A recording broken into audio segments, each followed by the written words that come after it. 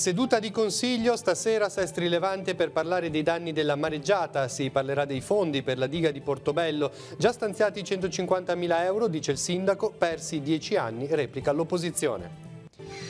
Adottato il piano triennale delle opere pubbliche di Lavagna, tra le priorità di spesa la sistemazione dei torrenti e gli interventi sulle scuole.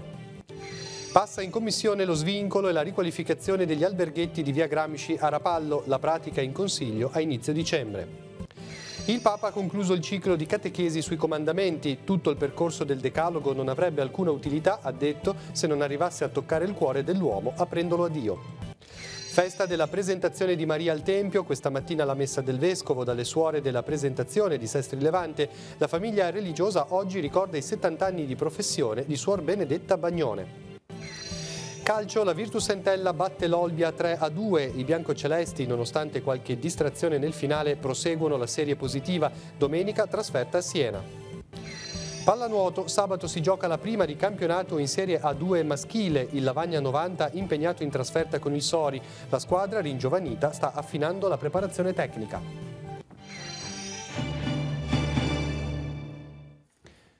Buonasera a tutti, bentornati a Tigullio oggi. Seduta di consiglio comunale questa sera a Sestri Levante, incentrata sui danni causati dalla mareggiata di fine ottobre. Due in particolare le mozioni iscritte dai consiglieri di minoranza all'ordine del giorno. La prima impegna il sindaco e la giunta ad attuare tutte le iniziative necessarie per il ripristino dei danni. La seconda a provvedere al più presto alla ricostruzione della diga di Portobello. Vediamo il servizio. Uno stanziamento di fondi per riprogettare e ricostruire la diga di Portobello. Lo chiederà questa sera la minoranza di Sestri Levante nel Consiglio chiesto appositamente per discutere dei danni della mareggiata. Daremo il nostro contributo per la ricerca dei fondi, che siano regionali o nazionali, vedremo quale sarà la strada. Potrebbe esserci anche, visto che ci sono dei pescatori che hanno degli ormeggi, non so se c'è una strada per prendere i soldi del FEAMP, si potrebbe provare anche quella. Il sindaco spiega che la questione fondi è delicata e il provvedimento di protezione civile non ha tenuto conto della richiesta di trattenere parte dell'IMU e ha escluso le opere di difesa mare. Siamo in attesa di un secondo provvedimento che il governo dovrebbe emanare specifico per le regioni che sono state colpite nelle difese a mare. Ovviamente occorre capire come si evolverà questa partita prima di reperire tutte le risorse utili per poter intervenire completamente. Intanto, aggiunge la Ghio, 150.000 euro sono già stati spostati sulla diga di Portobello, mentre servirà l'aiuto degli enti superiori per ottenere i fondi necessari a coprire tutti i danni. Sulla questione però Benedetti replica che il problema si sta trascinando da diverso tempo. Nel 2009 mi sembra che un circolo, qua il Circolo Portobello, si era riunito con gli assessori che gli avevano garantito di cercare i fondi regionali. Sono passati quasi 10 anni, non è stata messa una pietra sulla diga. Il Consiglio Comunale sarà anche l'occasione per dibattere sulle soluzioni sulle quali ragionare per ripartire dopo la mareggiata di ottobre. Intanto il Comune ha già iniziato i primi interventi di somma urgenza, come il consolidamento della strada di Renà. Ora stiamo procedendo per riprofilare la riprofilatura del fronte mare, che appunto ha avuto proprio uno scollamento, una parte, l'ultima parte del fronte mare si è staccato, il mare l'ha staccato. Pensiamo creare una sorta di scogliera degradante che metta in sicurezza l'area e crei una protezione rispetto alle onde.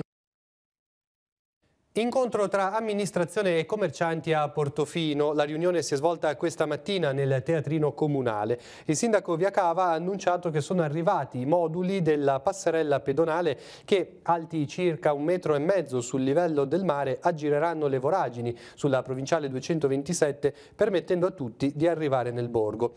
Portofino, ha aggiunto il primo cittadino, non deve essere abbandonata dai suoi commercianti. È una grande azienda a cielo aperto, ha spiegato, io la paragono alla Ferrari. Avete visto le foto della riunione. E visti i danni ingenti portati dalla mareggiata alle attività balneari sammargheritesi e del Golfo del Tigullio, il sindaco di Santa Margherita Ligure, Paolo Donadoni, ha formulato alcune richieste. Procedure semplificate, proroga delle concessioni, fondo di garanzia regionale, campagna promozionale e mediatica ad hoc e la candidatura del Monte di Portofino a patrimonio dell'umanità UNESCO. Le istanze saranno sottoposte al ministro delle infrastrutture Toninelli e all'assessore al demanio della regione Marco Scaiola. La riapertura della strada per Paraggi e Portofino è certamente una priorità e infatti un intervento è già partito, ha spiegato Donadoni. Contestualmente però non dobbiamo distogliere l'attenzione dalle altre emergenze. E nei primi giorni della prossima settimana inizieranno i lavori di ripristino della passeggiata di Nervi, gravemente colpita dalla mareggiata di fine ottobre. Il Comune di Genova fa sapere che sarà sistemata una passerella che consentirà di riaprire il transito per i genovesi e i turisti. L'obiettivo è di chiudere il cantiere prima delle feste di Natale. I lavori costeranno 60.000 euro circa. E ora andiamo a Lavagna. 4 diversi interventi per mitigare il rischio idraulico saranno portati avanti nei prossimi anni a Lavagna insieme alla sistemazione degli impianti delle scuole cittadine. La commissione straordinaria che amministra il Comune ha adottato il piano triennale delle opere pubbliche. Sentiamo. Nel programma triennale delle opere pubbliche di Lavagna, adottato dalla commissione che amministra il Comune, c'è una particolare attenzione destinata all'ambiente. Rischio idrogeologico, torrenti e zona costiera sono fra le priorità di spesa per il 2019. C'è la messa in sicurezza dell'argine del fiume Entella, crollato nell'alluvione del 2014. Completate le indagini geologiche, ora si passa alla progettazione e alla gara d'appalto. L'intervento è spalmato sui 3 anni, dal 2019 al 2021, e comporta una spesa di 650.000 euro. Ma c'è anche la messa in sicurezza dei torrenti che solcano il territorio comunale. Il Rezza, per cui verrà avviato il secondo lotto di interventi per un importo di 2 milioni di euro, il Barassi, su cui verrà redatto il progetto definitivo che consentirà anche la messa in sicurezza di Caviborgo, e il Fravega, dove negli anni scorsi è già stata sistemata la copertura e sul quale ora si prevede di spendere altri 2 milioni di euro. Poco meno di 2 milioni di euro fra il 2019 e il 2020 è la previsione di spesa per la sistemazione del litorale. Attenzione anche agli edifici pubblici. In particolare continua l'opera capillare di adeguamento degli impianti delle scuole cittadine. Nel corso del 2019 verranno impiegati 300.000 euro per l'adeguamento dell'impianto antincendio della scuola media Dognocchi, un intervento che si inserisce nel più ampio quadro della sistemazione degli impianti che sta interessando la materna di Corso Colombo, la Vassalle di Cavi, l'elementare Riboli e appunto la media Dognocchi. In previsione per il prossimo anno altri 200.000 euro di spesa per gli impianti degli altri edifici pubblici comunali. Ancora in attesa del nulla osta da parte della Regione viene confermata la realizzazione della rotatoria all'uscita del casello A12 di Via Moggia. Qui la spesa di 380.000 euro verrà in parte coperta da un finanziamento regionale. La statale 586 della Val d'Aveto è piena di buche, occorre ripartire subito con i lavori. È la situazione denunciata dal consigliere regionale della Lega Vittorio Mazza. L'arteria è stata affidata ad ANAS, ma i lavori, spiega, non sono ancora completati. Prosegue Mazza, ormai è quasi arrivata la stagione invernale con le conseguenti probabili precipitazioni nevose che renderanno impossibile ultimare l'asfaltatura del tratto tra Rezzo Aglio e Carasco durante i mesi più rigidi dell'anno. Dopo essere iniziati, i lavori si sono improvvisamente interrotti. Per chiarire il tema, dunque, il consigliere ha depositato un'interrogazione in Regione. Andrà in Consiglio Comunale nei primi giorni di dicembre la proposta di svincolo degli alberghetti di Via Gramsci a Rapallo. Il progetto, presentato da un privato che prevede la riqualificazione ad uso alberghiero dell'hotel moderno e la realizzazione di alloggi nelle altre 2 strutture, è passato in commissione e ora attende il via libera definitivo. Sentiamo. È passata in Commissione Consiliare Affari attinenti la programmazione poliennale la proposta di riqualificazione degli alberghetti di Via Gramsci, abbandonati da 27 anni, che un privato, Giugia Costruzioni di Mondovì, vuole trasformare in parte in alloggi, in parte in hotel. La richiesta di svincolo è stata approvata da Brasei, Cardinali e Lasigno per la maggioranza, contraria Paola Tassara, astenuto Federico Solari.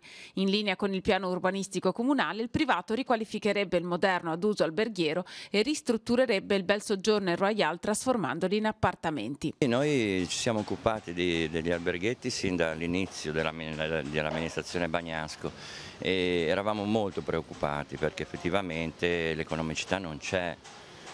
Purtroppo il prezzo a cui hanno in carica gli alberghi e poi il prezzo di ristrutturazione comporterebbe un costo ad albergo di 6-7 milioni di euro, cosa che è fuori da ogni realtà di mercato, che in quella zona valgono più o meno la metà. Il fatto che poi abbiamo approvato il PUC, che il Comune ha approvato il PUC, il commissario ha approvato il PUC, aumentando un po' la percentuale ad uso residenziale, forse ha sbloccato la cosa, ma sicuramente l'economicità dell'operazione è molto ridotta. Contropartita per lo svincolo è il rifacimento del Teatro Auditorium delle Clarisse. L'aspetto esteriore degli alberghetti ricalcherà quello originale. L'aspetto esteriore verrà salvaguardato quello che era la parte storica, ci sono già dei pregi che sono stati evidenziati già in sede di progetto e che verranno recuperati, quindi la parte estetica risponderà a quello che è la parte storica di questi alberghi. La zona verrà completamente riqualificata. Poi c'è l'ultima parte, l'ultimo tassello che è il Savoia, che verrà poi di conseguenza, quindi quella zona lì assurge a nuovo splendore sicuramente. Tecnicamente adesso i tempi quali saranno poi per il passaggio in Consiglio, che poi è quello, il passaggio definitivo? A breve, 15-20 giorni, io penso che nel più breve tempo possibile convocheremo un Consiglio, forse anche monotematico su questo aspetto, vedremo, comunque nel più breve tempo possibile. Da domani sarà pienamente operativo il nuovo sistema di accesso automatizzato con sbarre nel parcheggio a pagamento di via Don Bobbio, vicino all'ospedale di Lavagna. Sollecitata dalla commissione straordinaria, la società che gestisce la sosta a pagamento sul territorio comunale si è resa disponibile ad avviare la nuova regolamentazione che favorisce coloro che intendono accedere al nosocomio. In precedenza, infatti, non potendo prevedere a priori la durata della sosta, rischiavano di incorrere in una sanzione. Coloro che accedono al parcheggio dovranno ora ritirare il ticket e prima di uscire pagare l'importo dovuto. Le tariffe restano invariate, €1 per ogni ora o frazione di ora dalle 8 alle 19:30 dei soli giorni feriali. I pagamenti possono essere anche effettuati tramite il cellulare con l'applicazione My Cicero.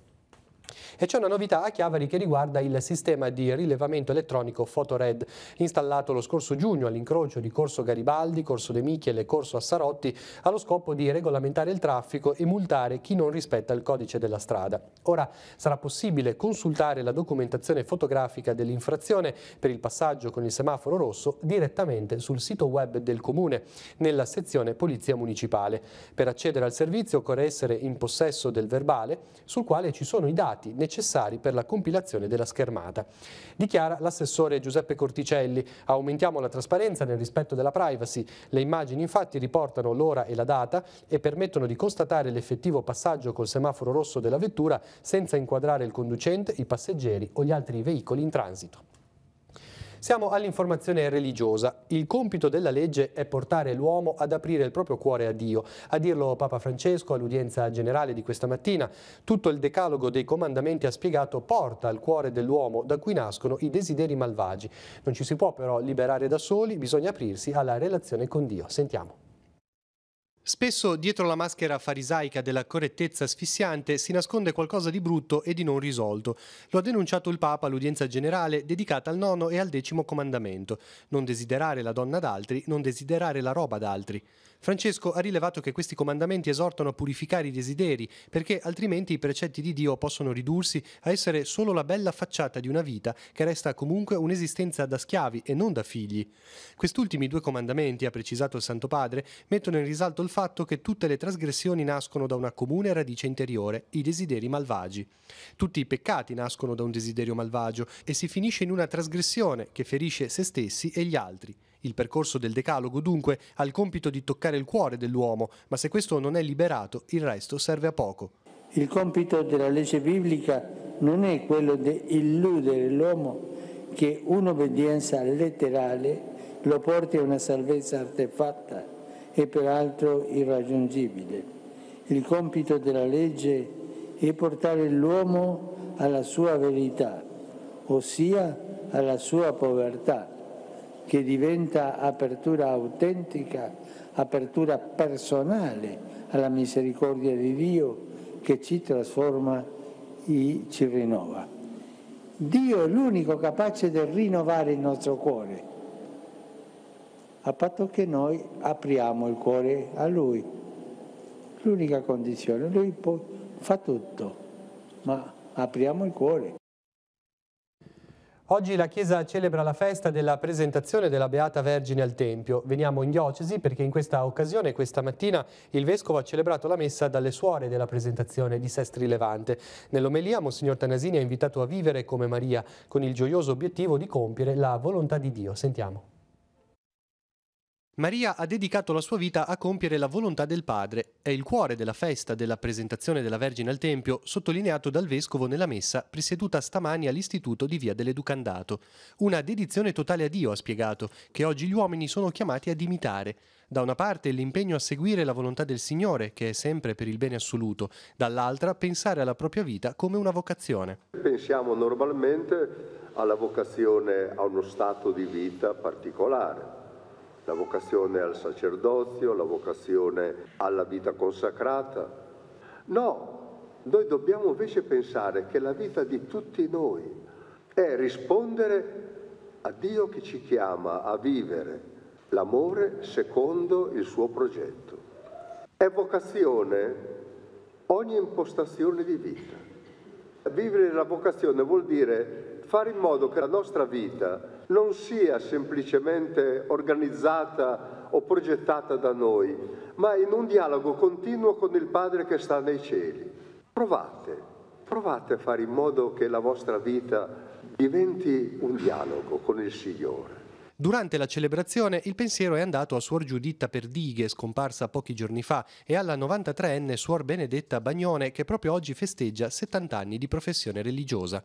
Tante persone hanno assistito alla messa, segno di affetto verso le suore della presentazione. Oggi è un'attività, quella educativa, che prosegue. Educativa che prosegue, abbiamo il micronido, la sezione primavera e la scuola materna. Siamo contenti perché abbiamo abbastanza bambini. La gente di Sesti Levante vi vuole bene? Almeno penso di sì. Prima eravamo maestre pie e ci chiamano ancora gli anziani le maestre pie. Poi dopo il Concilio Vaticano II hanno pensato bene di mettere suore della presentazione di Maria Santissima al Tempio. La comunità di Orero ha salutato oggi Renzo Canevale, già vicepresidente del Comitato di Promozione Turistica del Comune. Il funerale è stato celebrato nella chiesa di Sant'Ambrogio. Dopo il lavoro in ASL 4, Canevale si è dedicato al territorio, non solo alla coltivazione degli uliveti e del vigneto, ma anche per organizzare le manifestazioni estive. In Vallata era molto conosciuto. Ora vediamo gli appuntamenti per la giornata di domani, poi ci ritroviamo con lo sport.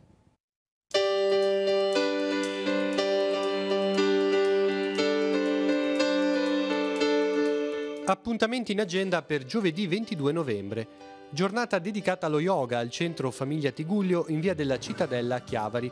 Dalle 10.30 alle 11.30 yoga per mamma e bambino tra i 3 e i 9 mesi. Dalle 17 alle 18 yoga per bambini tra 3 e 6 anni. L'accesso è gratuito previa iscrizione.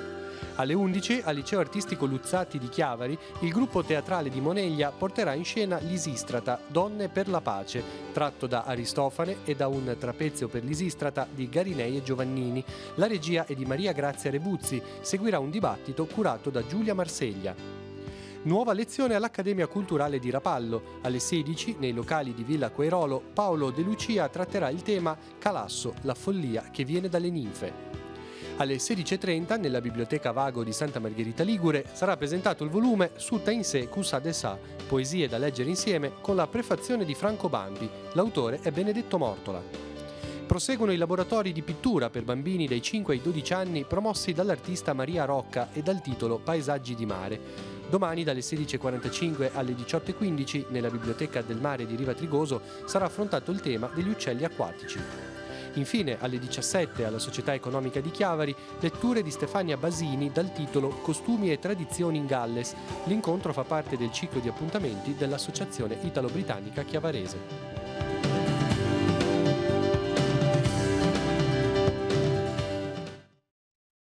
Il Borgo di Camogli offre un fine settimana in clima natalizio il 24 e 25 novembre prossimi. Il Castel Dragone ospiterà nuovamente Babbo Natale con una suggestiva scenografia. Il visitatore, oltrepassando il portone di legno, sarà trasportato nella foresta di ghiaccio e per i più piccoli ci sarà la possibilità di attivare la grande macchina a ruota per spedire le letterine con i timbri e i grandi sacchi. Ogni giorno sarà possibile partecipare ai laboratori con nuove esperienze, ma anche per giocare e imparare. Avete visto alcune foto. Siamo così allo sport, calcio, sesta vittoria consecutiva per la Virtus Entella che oggi al Comunale ha battuto 3-2 l'Olbia nel recupero della terza partita di Lega Pro Girone A. in vantaggio con Eramo al 17esimo, i biancocelesti si fanno raggiungere da un pallonetto al 53esimo. Pochi minuti dopo, al 59esimo, Giao porta avanti i chiavaresi grazie a un calcio di rigore. Mota Carvaio fa 3-1 al 73esimo, l'Olbia si fa sotto ancora al 91esimo, fa il 3-2. La partita finisce con questo risultato. In classifica la Virtus Entella è al quarto posto con 18 punti. Le interviste a fine gara. Vince ancora l'Entella di mister Boscaglia, sesta vittoria consecutiva per i biancocelesti che nel recupero della terza giornata del campionato di Serie C battono 3-2 l'Olbia in una scoppiettante e emozionante partita. Mister, le chiedo quanto temeva questa partita, che arrivava in mezzo a due sfide prestigiose contro Alessandria e Siena e poteva rappresentare la classica buccia di banana. No, io temo, tra virgolette, in tutte le partite ho il senso del pericolo. Tutte le partite nascondono insidie, quindi io vedo il pericolo in tutte le partite. Non le temo perché nel senso che noi dobbiamo giocarle. Se il timore, il senso del pericolo ce l'abbiamo e dobbiamo averlo perché questo ti fa alzare l'attenzione e la concentrazione. Davide è infallibile dagli 11 metri in questo inizio di campionato, più in generale è infallibile l'Entella che trova la sesta vittoria consecutiva. Sì, dai, il rigore ci vuole anche un po' di fortuna per fare gol. E per quanto riguarda la squadra siamo contenti, dobbiamo continuare così, adesso si fa veramente dura perché giocheremo per un bel po' praticamente ogni 2 o 3 giorni e dobbiamo essere bravi soprattutto mentalmente a stare sempre sul pezzo e riuscire a vincere più partite possibili. Anche oggi approccio positivo e poi una grande reazione dopo il gol dell'1-1. È dura, nel senso non è così scontato che le vinciamo tutte. È chiaro che vorremmo vincere tutte, ma non è così scontato che il risultato finale sia sempre positivo e quindi la partita che arriva è sempre quella più difficile con tutte. Oggi le insidie erano tante perché noi siamo nella posizione di aver sempre qualcosa da perdere e quindi anche oggi siamo stati bravi perché è l'ennesima partita dopo 3 giorni e le fatiche cominciano a essere tante. Penso che siamo stati più che bravi. Ora la pallanuoto sta per iniziare il campionato di Serie A2 maschile. Siamo stati alla presentazione del Lavagna 90. Come vediamo questo campionato? Alla 24 sabato prossimo, inizieremo questa nuova avventura. Il campionato di A2 è in partenza, noi ragazzi si sono preparati come tutti gli anni, comunque vedo entusiasmo, vedo la voglia di iniziare perché dopo 3 mesi di preparazione evidentemente adesso è l'ora di cominciare. Questi ragazzi devono crescere, però guardandoli negli occhi, sentendo il loro entusiasmo, vedendo la possibilità che possano avere di un campionato di A2 ad alto livello, credo che porteranno delle soddisfazioni e mi auguro di vedere sempre la piscina piena, di vedere sempre la piscina con tanta gente. Il campionato di A2 quest'anno secondo me sarà equilibratissimo, ne ho parlato anche con altri colleghi e tutti ci troviamo d'accordo nel non vedere un grosso distacco tra le varie squadre e quindi sarà un campionato avvincente dove le motivazioni, la grinta, la voglia, la preparazione atletica faranno quella piccola differenza di quei 3-4 punti che poi potrebbero comportare salvezze, playoff, retrocessioni. Prima partita, subito sfida col Sori, un derby ligure, voi vi siete già incontrati, come vedi questo primo match? Ecco, iniziamo subito dalla prima partita con l'esito non scontato. Sori si è rinforzato, ha preso un ottimo straniero, ha preso Pesenti e quindi si presenta ai nastri del campionato quest'anno, ai nastri di partenza, con una squadra rinforzata che l'anno scorso si è salvata comunque e quindi io li vedo come dei difficili avversari, soprattutto poi fuori casa e come ripeto da sabato si fa sul serio. Bene, siamo giunti alla conclusione, vi lascio seguire una nuova puntata di Missione Mondo. Questa sera potrete ascoltare la testimonianza di Danilo Roccati e di sua moglie Giulia Bevilacqua, che con i loro 3 figli tra pochi giorni partiranno con l'operazione Mato Grosso per il Perù, dove rimarranno 2 anni. Ad intervistarli Don Siriac Vigirimana. Per tutte le altre informazioni continuate a seguirci sul sito www.teleradiopace.com. Grazie per l'attenzione e buon proseguimento di serata.